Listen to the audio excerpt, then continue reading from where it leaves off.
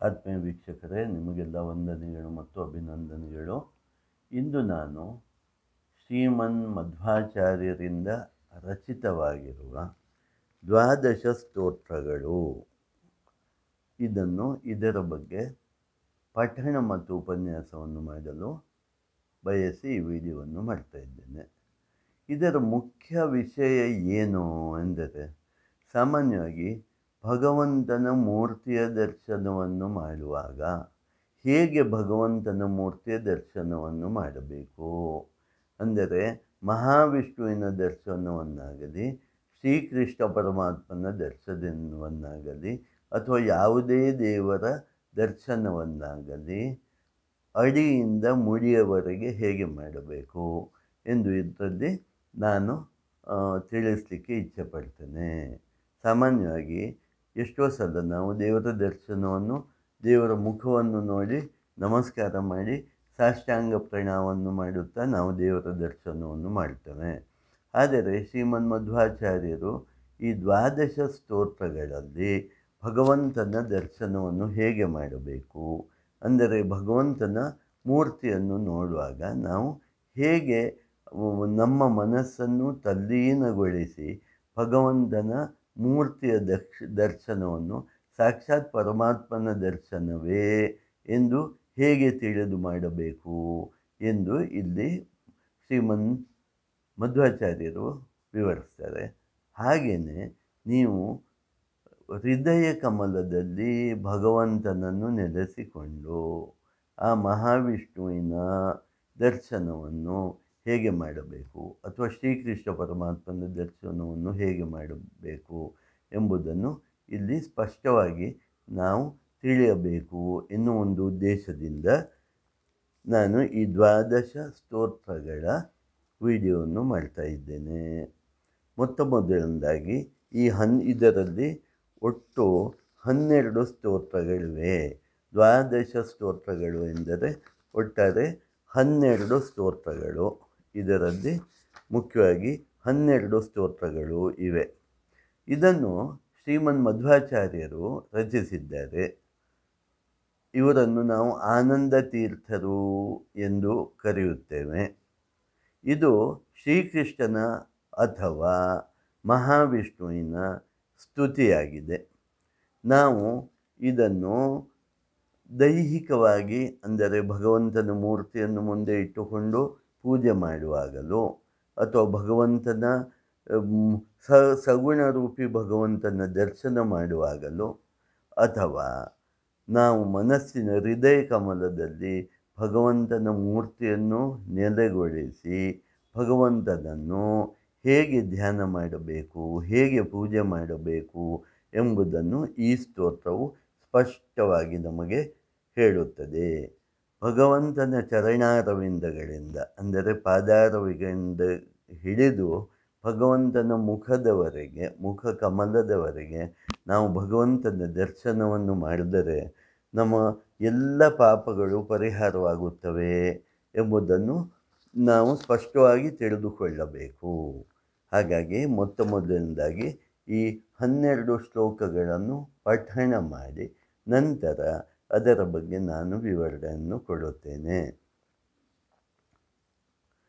ವಂದೇ ವಂದ್ಯಂ ಸದಾನಂದಂ ವಾಸುದೇವಂ ನಿರಂಜನಂ ಇಂದಿರಾಪತಿಮಾದ್ಯಾದಿ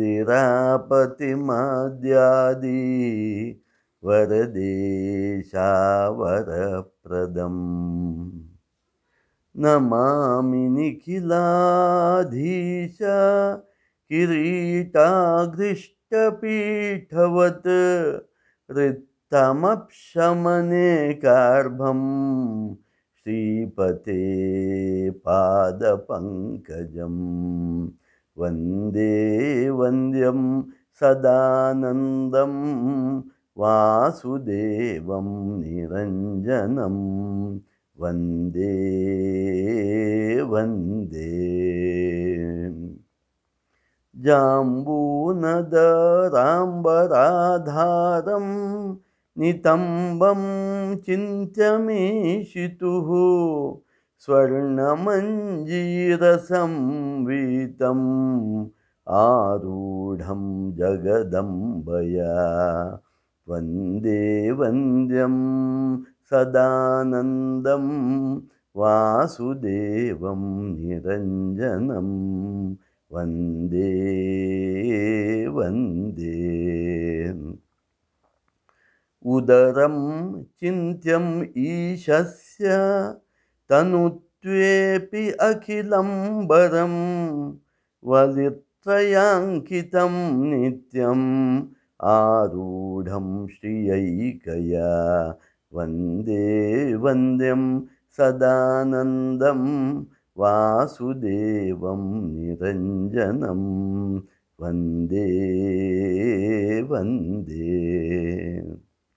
स्मरणीयमुरो विष्णोः इन्दिरावासमुत्तमैः अनन्तम् अन्तवदिदा भुजयोरन्तरङ्गतं वन्दे वन्द्यं सदानन्दं वासुदेवं निरञ्जनं वन्दे वन्दे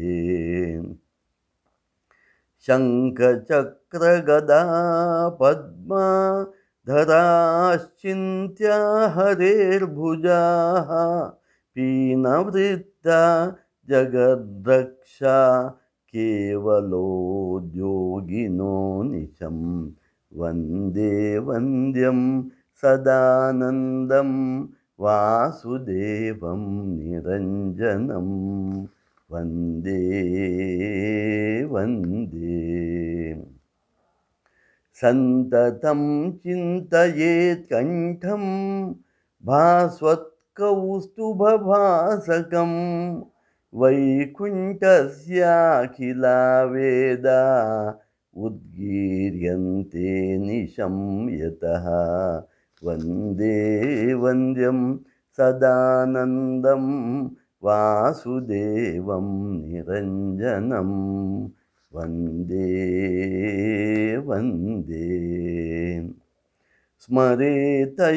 स्मरेतयामिनीनाथ सहस्रामितकान्तिमत् भवता पापनोदीड्यं श्रीपते मुखपङ्कजं वन्दे वन्द्यं सदानन्दं वासुदेवं निरञ्जनं वन्दे वन्दे पूर्णानन्यसुकोद्भासिः अन्धस्मितमधीशितुः गोविन्दस्य सदा चिन्त्यं नित्यानन्दपदप्रदं वन्दे वन्द्यं सदानन्दं वासुदेवं निरञ्जनं वन्दे वन्दे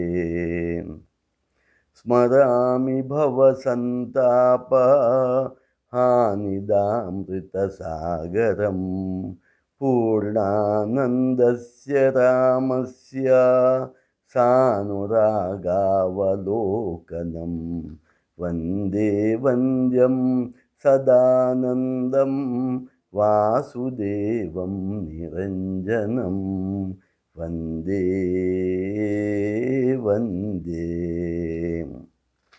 ध्यायेदजफ्रमीशस्य पद्मजादिप्रतीक्षितं भ्रूभङ्गं पारमेष्टयादि पददायि विमुक्तिदं वन्दे वन्द्यं सदानन्दं वासुदेवं निरञ्जनं वन्दे वन्दे सन्ततं चिन्तयेनन्तम् अन्तकाले विशेषतः नैवोदापुः कृणोन्तोऽनन्तं यद्गुणानाम् अजादयः वन्दे वन्द्यं सदानन्दं वासुदेवं निरञ्जनं वन्दे वन्दे वन्दे वन्दे। हरि ओम तत्सत्। श्रीकृष्णार्पणमस्तु।